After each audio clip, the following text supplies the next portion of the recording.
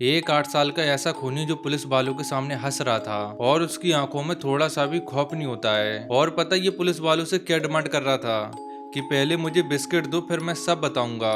अब आप खुद सोचो, एक 8 साल का ऐसा बच्चा जिसने 3 मासूम बच्चियों की जान ली और वो पुलिस वालों के सामने बिस्किट की डिमांड कर रहा है। फिर उसने कहानी बताना स्टार्ट किया कि कैसे उसने 3 लड़कियों को मौत के घाट उतार दिया, कैसे उन बच्चियों का बेरहमी से खून कर दिया।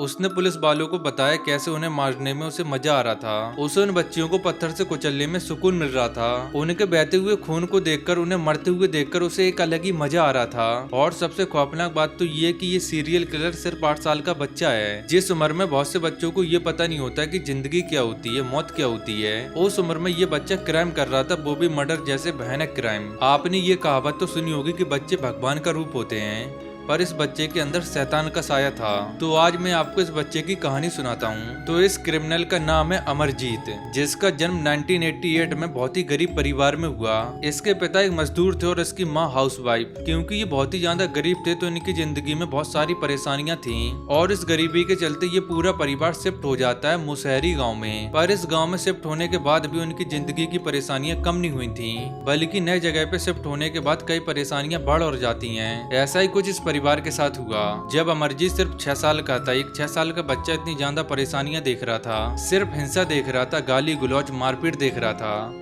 और कहते हैं ना कि पूत के पांव पाले में ही दिख जाते हैं। छोटी उम्र में जो अमरजीत था वो बाकी बच्चों से काफी अलग था। वो हमेशा ही किसी न किसी से लड़ता रहता था और उम्र में कोई बड़ा व्यक्ति भी हो उसके साथ भी वो बदतमीजी से बात करता, गाली गुलौज करता उनके साथ। वो हमेशा ही चिड़चिड़ा रहता था, जिस वजह से सब लोग परेशान थे। गांव वाले, परिवार वाले, कोई भी उसे पसंद नहीं करता था। उसकी हरकतों की वजह से छोटे से बच्चे से सभी लोग नफरत करने लगे थे। तभी शुरुआत होती है इसके पहले क्राइम की, जहाँ कहानी शुरू होती है खुशबू नाम की एक छोटी सी बच्ची से, जो कि नॉर्मली अपने स्कूल जाती थी जैसे कि रोज जाती थी। पर एक दिन स्कूल जाती है, फिर कभी स्कूल से वापस नहीं आती है। और जब वो वापस नहीं आई तो उसकी मम्मी बहुत ज्यादा घबरा जाती हैं और पूरे गांव में उसे ढूंढने लग जाती हैं, पर खुशबू कहीं नहीं मिलती है। और फिर वो पुलिस को इन्फॉर्म करती हैं और पुलिस भी अपने काम में जोरों शोरों से लग जाती है और वो खुशबू को हर तरफ ढूंढने लग जाते हैं, पर खुशबू उन्हें भी नहीं मिलती है। बहुत ज्यादा ढूंढने के बाद उन्हें मिलता है एक आई विटनेस को पुलिस स्टेशन लाया जाता है, क्योंकि इस आई विटनेस को सब पता था कि खुशबू कहाँ गई है। पर जब इससे पूछताछ की जाती है तब ये कुछ नहीं बताता है, बस एक अजीब सी स्माइल करता है और कहता है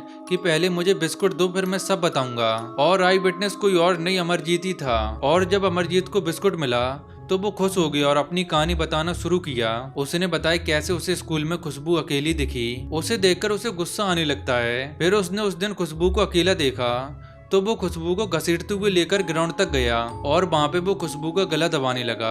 पर अमरजीत को खुशबू का गला दबा के खुशी महसूस नहीं हो रही थी। फिर उसने पास में रख के पत्थर को उठाया और उस पत्थर से खुशबू को तब तक मारा जब तक कि वो मर नहीं गई। खुशबू जब खून से लथपथ हो गई और उसे पूरे तरीके से मार दिया, खुशबू की मौत हो गई और उसका गुस्सा ठंडा हो गया, तो उसने उसी ग्राउंड में उसे दफना दिया। और एक 8 साल के बच्चे से ये कहानी सुनकर पुलिस बहुत ज्यादा हैरान हो गई कि ये 8 साल का बच्चा ये कैसे कर सकता है। पर ये क्या पहली बार था जब अमरजीत ने कुछ ऐसा किया था? नहीं, अमरजीत पहले भी ऐसे घिनौने काम कर चुका था। इससे पहले वो 2 बच्चियों को मार चुका था, चचेरी बहन जो कि सिर्फ 6 साल की थी और दूसरी उसकी सगी बहन जो कि सिर्फ 6 महीने की थी। और डरावनी बात तो ये कि अमरजीत ने इन्हें भी उसी प्रकार मारा था जैसे खुशबू को मारा था, और ऐसे मारने में उसे शांति मिलती थी, किसी को तकलीफ में देखकर उसे मजा आता था। पर खुशबू के मर्डर ने अमरजीत को नेशनल स्पॉटलाइट में ला दिया था।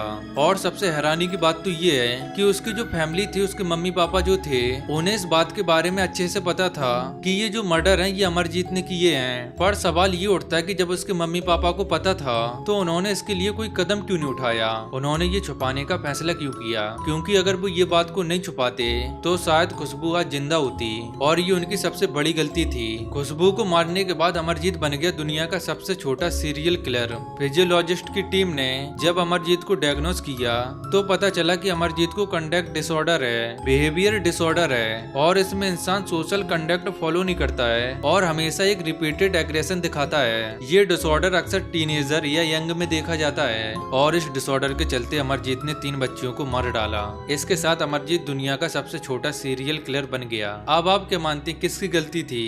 उसके मम्मी पापा की जिन्होंने ये छुपाया, या उस 8 साल के बच्चे की?